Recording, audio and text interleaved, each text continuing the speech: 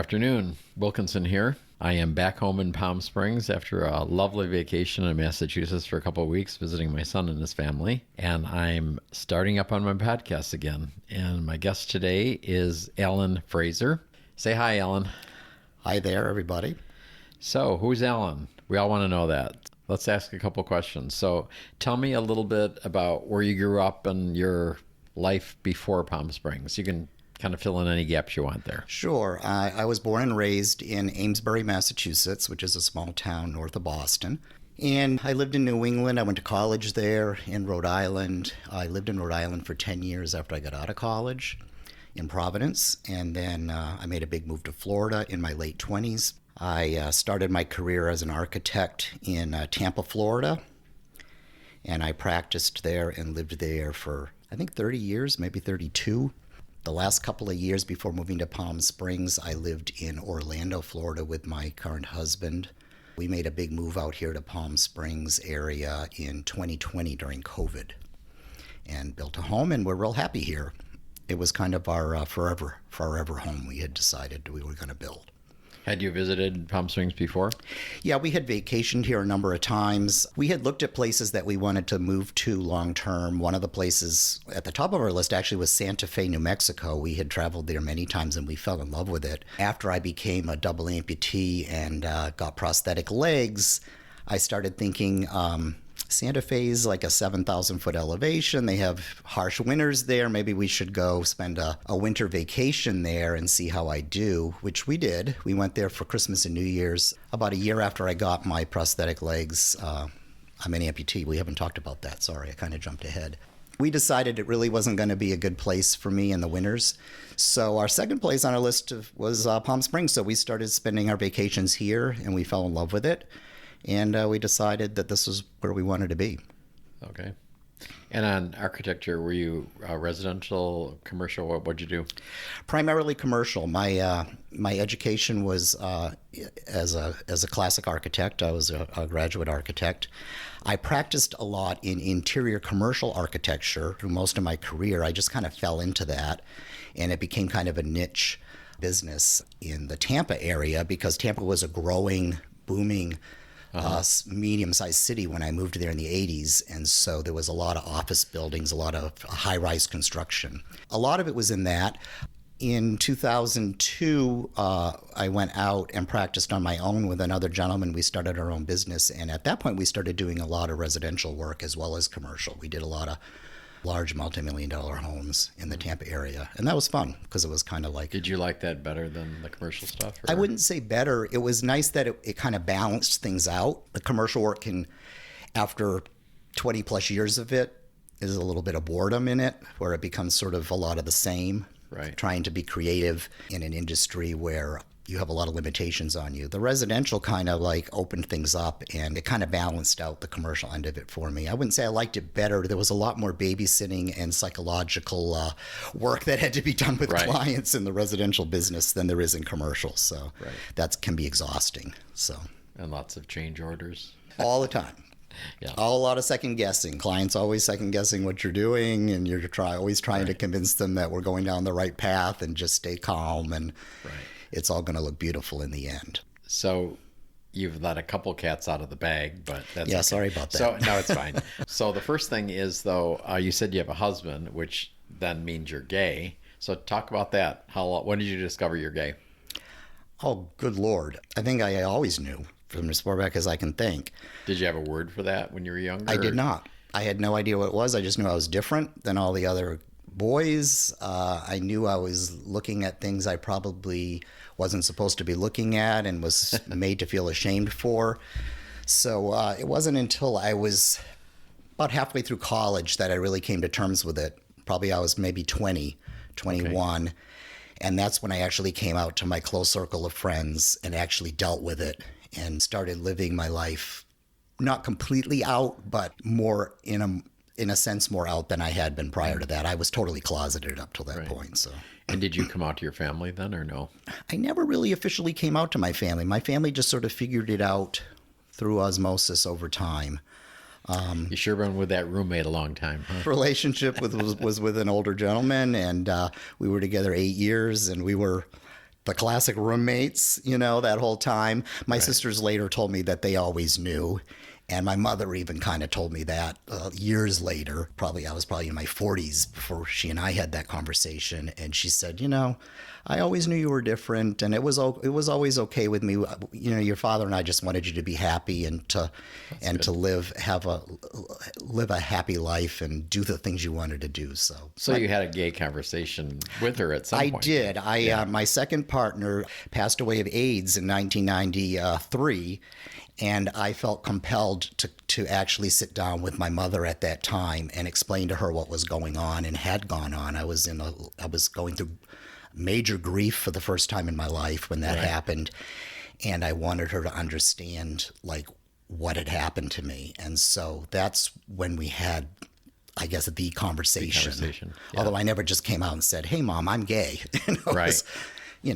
But she knew, that I loved him, and that this was like a life-changing experience for me that I had just been through. So, and I feel fortunate that I had parents that didn't really pressure me one way or the other. They really just kind of let me find my own path in life. And maybe that's because we were New Englanders and we all kind of have a steely exterior, and we kind of look the other way and try not to get in too much in other people's business. But that kind of worked out for me, in that I was able to kind of find my own path. And what about your father? How did he take it?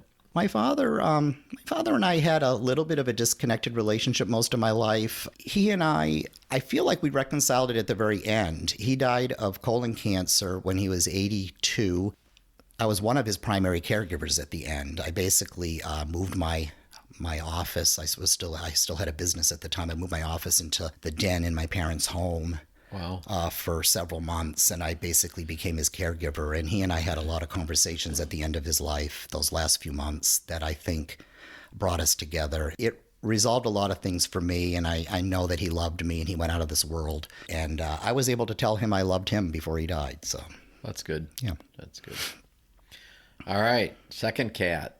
So I'm looking at your legs here. Talk about that. my fancy legs. Your fancy legs. They're shiny. I wear two prosthetic legs. I am a bilateral, to be medically correct, a bilateral below knee amputee, which means I had both of my lower legs amputated mid-calf for me. And so I wear, that happened in 2015. And since 2016, I've had prosthetic legs. I have learned to walk again and pretty much do, I want to say, about 90 to 95% of everything I could do before I lost my legs. So, yeah. And they're really cool legs. They're kind of state-of-the-art equipment for what you can get nowadays. They're not athletic legs that you see some of the Olympic athletes running, races with. That springy thing? Yeah, and I have people ask me all the time, why don't you have those great big springs like we see the runners with? I'm like, because I'm not an Olympic athlete, and I don't need those to walk around and do my grocery shopping. So I was ignorant on that. So the springy looking thing, and I'm sure we've all seen them on that. Yeah. On watching TV, but so that really is for athletic. It's strictly for running. I mean, those athletes don't even wear those all the time. They only wear them for the specific sports that they're competing in and practicing for. So they would take them off and put on something probably more similar to what I'm wearing here, which is like a normal sized foot. And I actually have, inside my shoe is a rubber foot, and inside the rubber foot is a small version of that big spring that everybody kind of can visualize that they've seen. Oh, it's within the rubber part? It's within the rubber part. So I have like a miniature spring. It's about the size of a normal foot. I have a size 9.5 shoe, and it fits in there. And that actually gives me a spring to my step, so to speak. It gives me a lot of mobility. And I'm looking at it. It looks like there's like a cable going down there. Are they electronic in some way? Or They are not electronic. They're actually pneumatic. Okay. What I have is, if you picture putting on a prosthetic leg, and most people probably never have pictured it unless they're an amputee, but the leg has to be held on somehow so it doesn't fall off. It can't, when you first get prosthetic legs, my very first set, I call them my training legs. They're really just held on by friction. I mean, you put them on, you pull up a sleeve that goes over, your human part of your leg that's still there, and then you just hope it doesn't fall off. And you walk around in those things all day, and if you live in a hot environment like I did in Florida, you become, you perspire a lot and you become sweaty, and those things can literally slide off of you. So fortunately, those aren't your permanent legs. I only had to wear those for about 6 months until I got a set of legs that actually had a real system for keeping them on my body. And the system I'm in now that you're asking about is a pneumatic system. And what it is it's almost, if you can picture shrink wrapping like a product or a box. Okay. I put on my legs, I pull up a sleeve over it, and then as I walk, my little spring-loaded feet that I was talking about have a pump in them. And every step I take pumps that little pump in the heel of my foot. And that pump is suctioning air out of my prosthetic socket. My prosthetic socket is made of carbon fiber material, so it's a very hard plastic. And inside of that is my residual limb, which is covered in a protective sleeve to protect my skin. And outside of that, a hard plastic socket is a sleeve. And that sleeve is there to create an airtight environment. And then as we're suctioning air out of my prosthetic, it literally shrink wraps it onto my leg, and it stays there pretty firm unless I do like really strenuous activity in the gym. I do aerobics a few days a week when I can, when my legs are healthy enough for it. And I get pretty sweaty doing that. And the legs can get a little bit loose and I lose some suction, but I can take them off, dry my legs and reset them and get back to it. And I have a really good system. But the nice thing is that I can do high kicks. I can do, I can really do high activity in these, and I don't have to worry about my legs falling off, which is kind of a horrible problem for someone to have. That would be problematic. I actually had my leg fall off in the grocery store when I first had prosthetics. It got my foot got caught under the wheel of the cart, and I was so sweaty from having, I was a new amputee, and I had my training legs on, and I'm trying to go about my business, like live my life and do my grocery shopping, and my foot gets caught under the shopping cart wheel, and it pulls the leg right off of me in the store, and down I go. Oh no! It was definitely a learning experience for me. People are looking at you. Oh, for sure. Fortunately, there's always some good people in the crowd, and some people came over and offered me help and said, "Oh, let us help you up." And I'm like, "Well, I got to put my leg back on first, so if you can just hold on a minute." Oh my gosh! So wow. And that wasn't the only time my legs fell off, but that was probably the most embarrassing story I can tell when it did. Wow. What's been one of the big challenges? Talk about the process. First of all, I guess I'm getting ahead of the game. So talk a little bit about how you came to have your legs being amputated in the first place, because we chatted a little before this, but not on the podcast. Right. Well, when I lost my legs, I was a 55-year-old man. This was in 2015, and I was probably the healthiest and most fit in my whole life at that point. I had worked really hard. Going into my 50s, I had made a pact with myself that I was going to get in shape, get healthy. I didn't want to go into the last third of my life having health issues.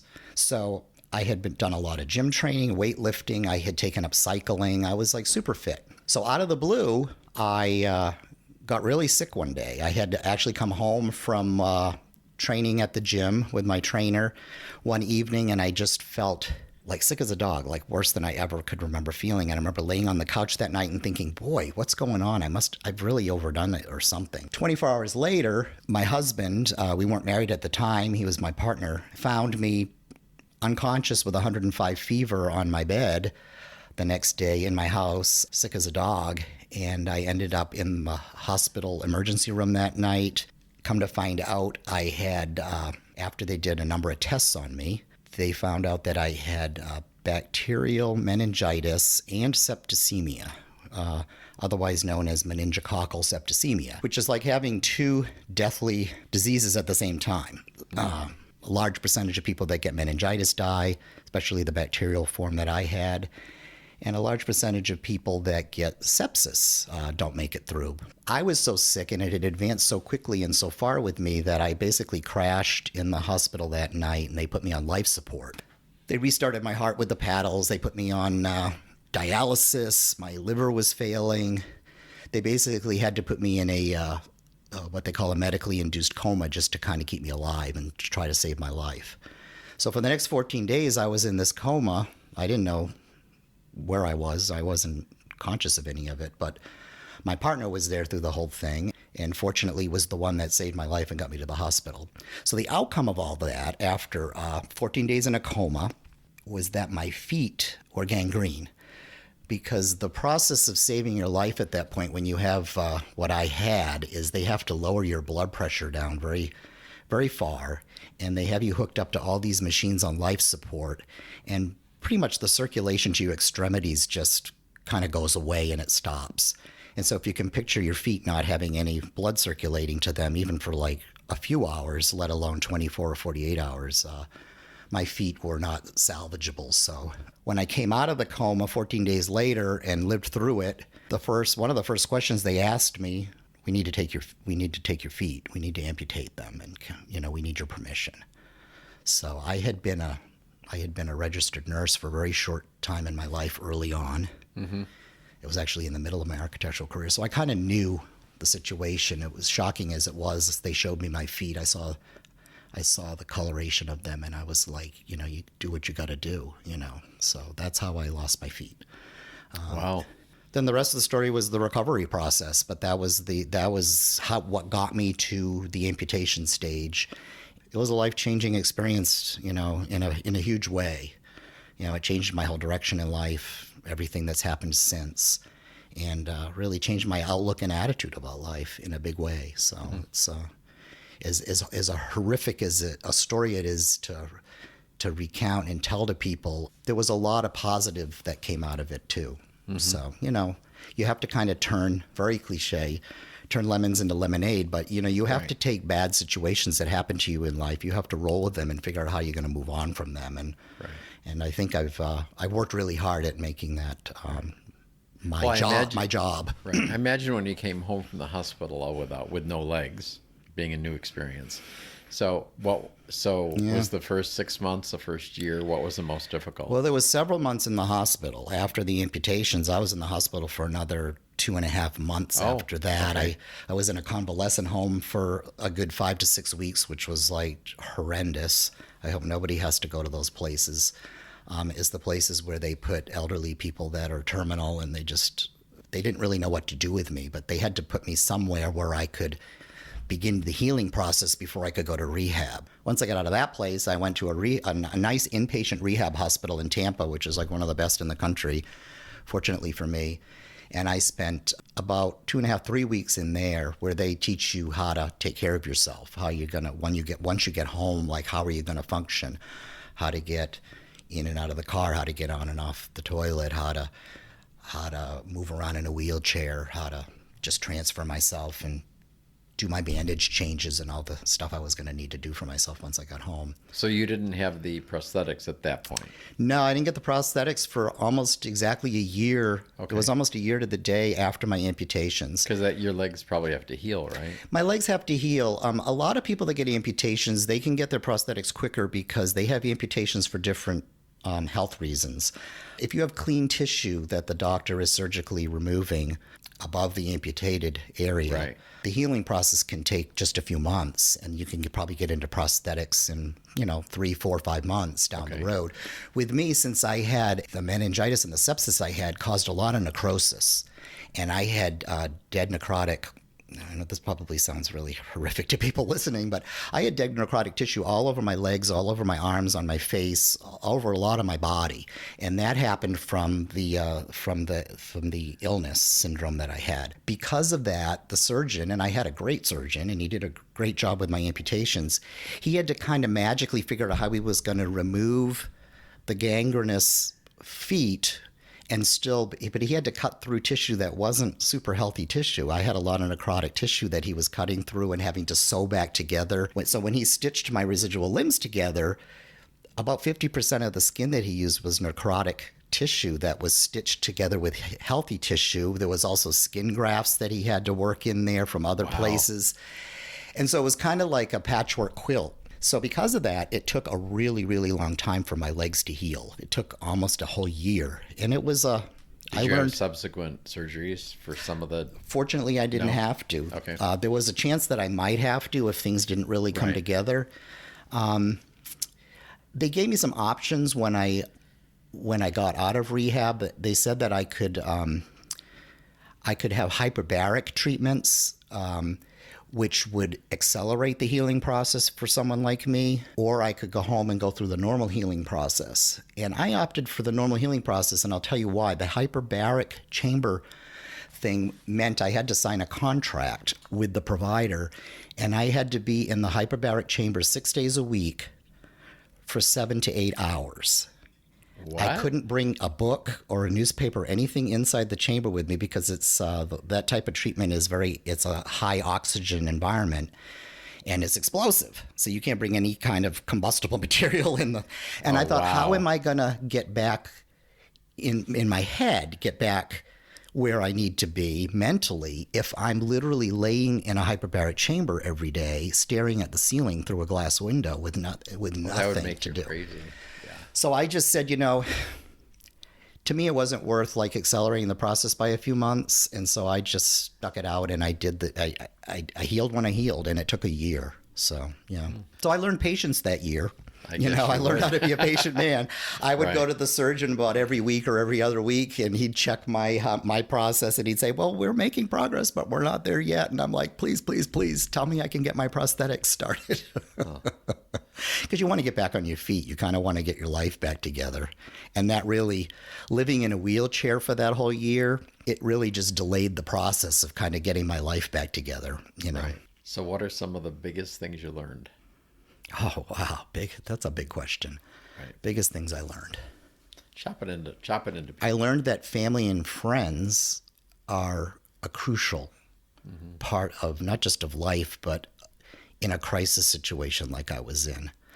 I really do think my husband and my family and friends that visited me throughout my coma and after that when I was in rehab and all those hospital months really helped. I don't even know how to put this.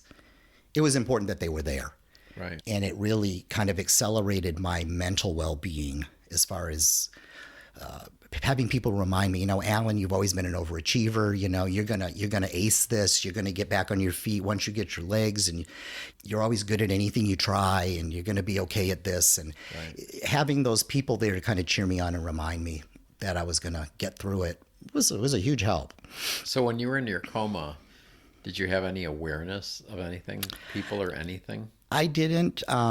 My husband was sort of like the sentry. He only let people in my room. I guess they would only allow, since I was in like a high level of intensive care, they'd only let 1 or 2 people in my room at a time for very short periods. But he screened everybody that came to the hospital, and he made sure that they weren't going to say anything negative in my presence, that they weren't going to talk about, they weren't going to show make horrific sounds like, oh my God, look at him. He was very much, he was a believer that I was, whether or not I was, that he believed that I was aware of everything that was going to be going on around me, and he tried to keep a totally positive environment in my room. Who knows, that may have made the difference. As far as my awareness, I didn't have any. I remember when I look back on it and when I came out of it, I do remember having things that felt like dream states, and they were always either like really ugly dreams or really pleasant ones.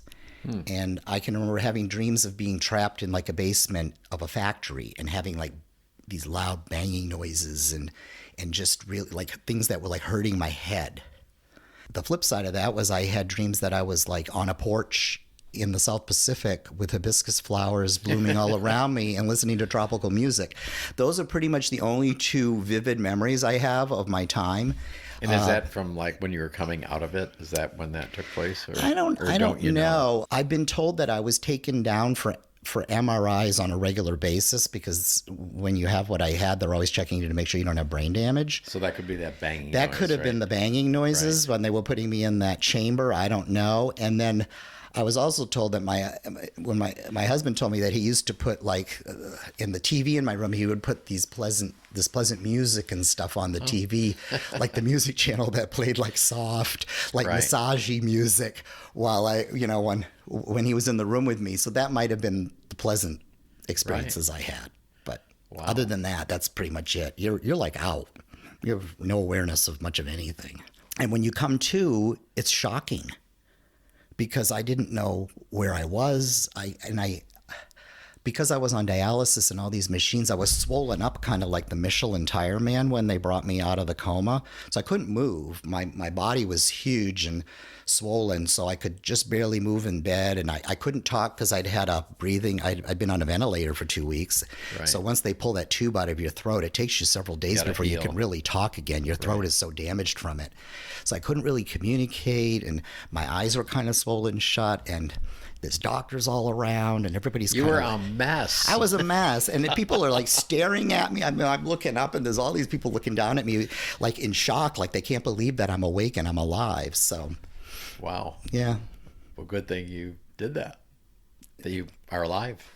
Oh, I'm a very grateful man. Trust me. I look in the mirror every day, and I remind myself what a lucky man I am. You know, I lost some parts of my body, but I'm here. I'm alive. I'm moving on with life, and I'm very grateful for it.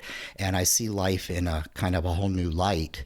You know, I have so much more appreciation for it. I was a total type A before this happened to me. You know, I worked 7 days a week. I had my own small architectural business. So you don't have a staff to rely on. So I was kind of it. Me and my business partner. Well, besides, you can do it better yourself, right? Well, that's me. You don't even know me well enough to say that. No, but it's probably true. I know the type because that's how I was. Now I just take my time. Right. You know, it's like there's no urgency. I mean, there is for certain things, obviously. But for the most part, why rush everything? Because you're not here for that long. And I kind of learned like how fleeting life is. And it's sort of like, you even enjoy the bad stuff, like, bad traffic or that bad meal in the restaurant. Try to figure out how to still enjoy it and have a good time, and it's all good. So we talked a little before we started the podcast about people's reactions, and talk about that a little bit. What's been the process on that? As far as strangers' reactions? Yeah, I mean, strangers and anyone. I mean, we talked a little about it, but... Yeah, one of the things that it took me a while to wrap my head around was just having to... There's a lot of curiosity out there about amputees. There's not a lot of us circulating out in public. I think more and more people are out. I think people have better equipment and gear, and there's a lot more... There's a lot more opportunity for amputees to be out and be about. But for the most part, the general public hasn't really seen us. We're kind of like invisible, and they don't really know about us. So I have people come up to me everywhere, at the supermarket, at the bank, in a parking lot, at the gym. First, they usually want to like congratulate me. Oh, you're doing so well. It's so good to see someone like you up and about. There's always questions. And sometimes it just starts with a question like, what happened to your legs? Or, how do you walk in those things? And so when I first was a new amputee, these sort of questions just threw me, and it kind of made me really uncomfortable. I shied away from it. I kind of felt like it was intrusive. And I think looking back, I hadn't yet wrapped my head around being an amputee yet. It was so new to me, and I was still so uncomfortable in my own skin and so unsure of myself that just having strangers come up and want to kind of pry into my personal business to me I found it offensive. And I could be short with people. I would answer people in very simplistic 1 or 2 word answers just to try to dismiss them.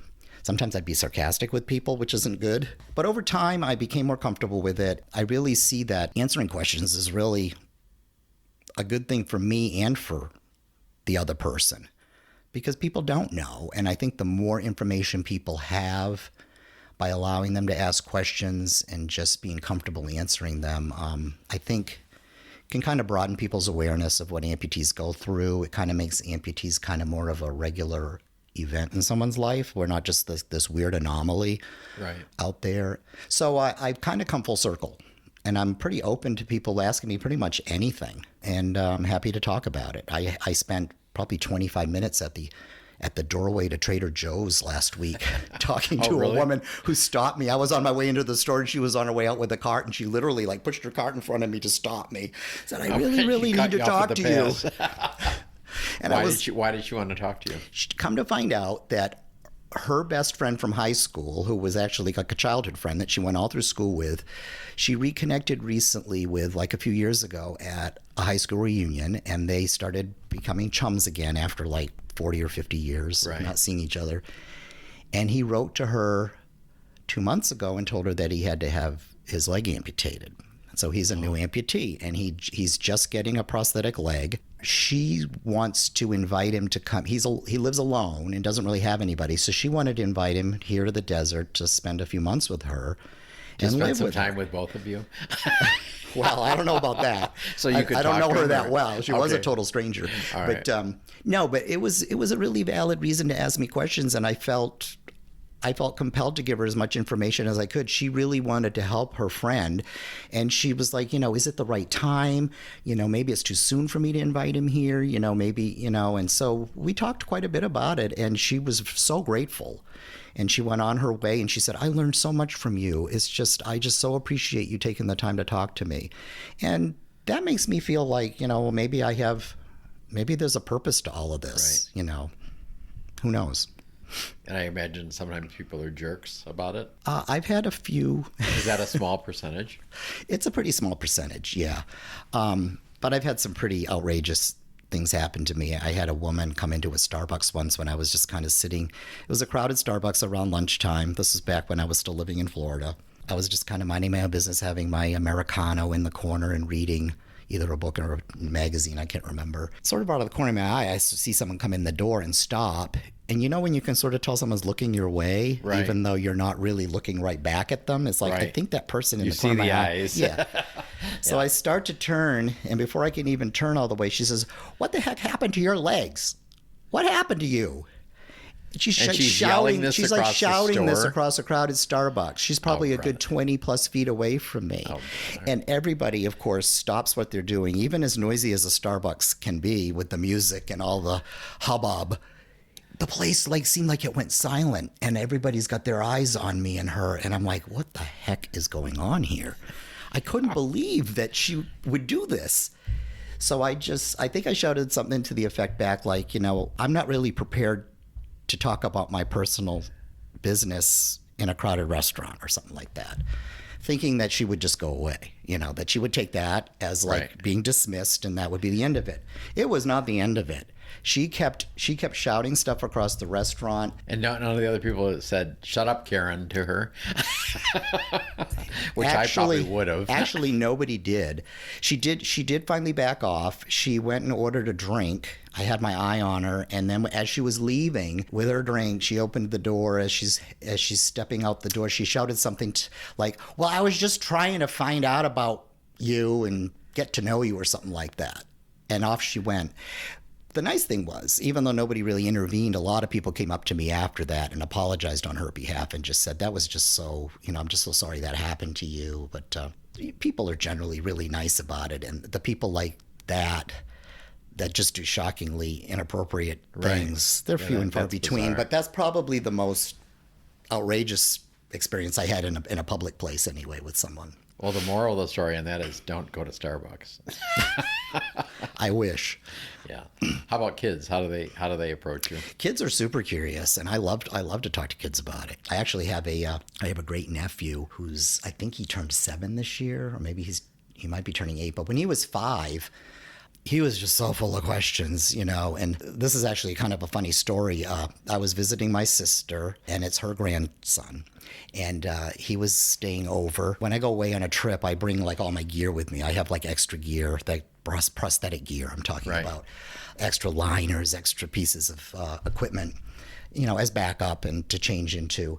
I had all my gear in the bathroom because I was staying at her place. And my little great nephew went in the bathroom, and he came out and he ran to my sister and he said, Grammy, what's all that stuff in the bathroom?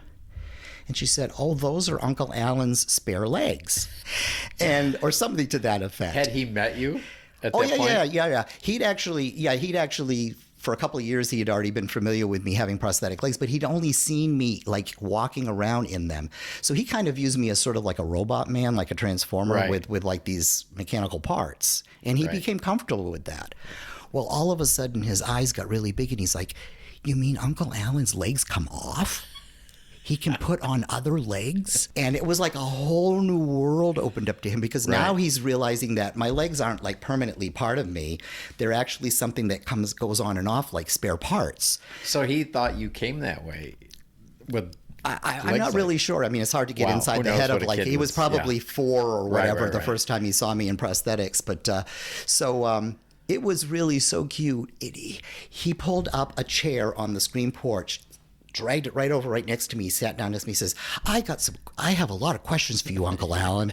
And he proceeded for the next hour or two to like ask me like anything that would come to his mind about my legs. He wanted me to take them off, put them back on. He wanted to see what my residual legs looked like without the prosthetic on there. And like, it was hilarious. So, I just love experiences like that. But I find that in public, kids will look and they'll look again and they'll look like 3 times and they'll want to come over and ask something. And by the time they've looked the 3rd time, the parents usually yanking them by the arm and pulling them away and saying, no, leave that man alone. Don't talk to him. And I've actually gone up to parents and said, it's really okay. If they can ask me, your son or daughter can ask me whatever they want. I want kids to be comfortable seeing people like me out in public, comfortable knowing that it's okay that somebody has, limb difference, some other kind of prosthetics. That's the age that they should be getting familiar with this kind of stuff so that they're not clueless and they don't think of it as just a freakish, weird thing when they see it. So looking back through this whole experience, there's a podcaster I listened to, and he was in a horrific car accident. He was going like 60, 70 miles an hour and blacked out and hit a guardrail. And his Tesla it didn't even look like a car. But the part of the guardrail just went across his lips and cut up toward his eye, just cut his face open. And he talked about, he's a really cool podcaster. It's Aubrey Marcus, if anybody's listening and they want to check him out. And Tony Robbins says a similar thing, but he said one of the things he realized was that this happened for him and not to him.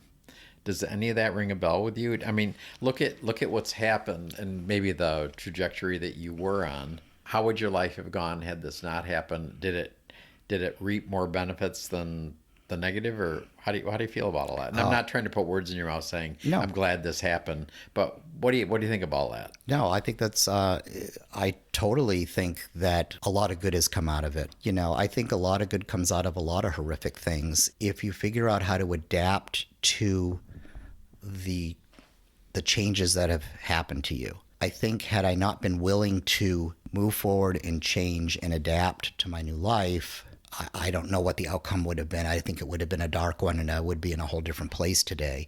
But yeah, my life has changed in really nice ways. I've gotten married. I've moved to California. I built my forever home with my partner. I retired from a business that was literally probably taking years off my life. As much as I loved what I did and what my career was, I did it for 35 years. I had a good run of it. It was time for me to move on. And I would probably still be toiling away, running from client to client meetings, getting more and more bald and gray in the beard. So having a horrific life-changing crisis happen to you, yeah, it's horrible in the short term, and it's even more horrible for the people around you. In my case, I tell people, I slept through most of what happened to me. It was my husband and my family that were there and had to watch me go through that and not know day to day whether I was going to live or die. They're the ones that really had the traumatic experience and still probably have some PTSD over living through that. I don't. I was able to sleep through it, wake up, make a decision that I was gonna, the day I agreed to have my amputations, I decided, I got to wrap my head around this, and I got to figure out how I'm going to move on with my life. And I told the doctors, I said, I want you to bring in anybody you can that's going to show me what my life as a prosthetic wearer is going to be. I want to see what prosthetics look like, how people wear them, how their life is affected. I wanted to know anything I could know, and that's just kind of how I've always approached everything in my life anyway. I'm a planner, and I was an architect, for heaven's sakes. It's another word for a planner. And I started right from day one, planning my recovery and the steps I was going to have to go through. It didn't go as quick and as smooth as I thought it would. Things never do. But on the far side, looking back now, I really see all the ways it's made me a better person, a more compassionate person, a more patient person, a more understanding person, a more appreciative person. I have so much gratitude for this life I have. much more so than I probably ever did prior to this happening to me. I probably never really stopped to think about things like that. Right. And now I do.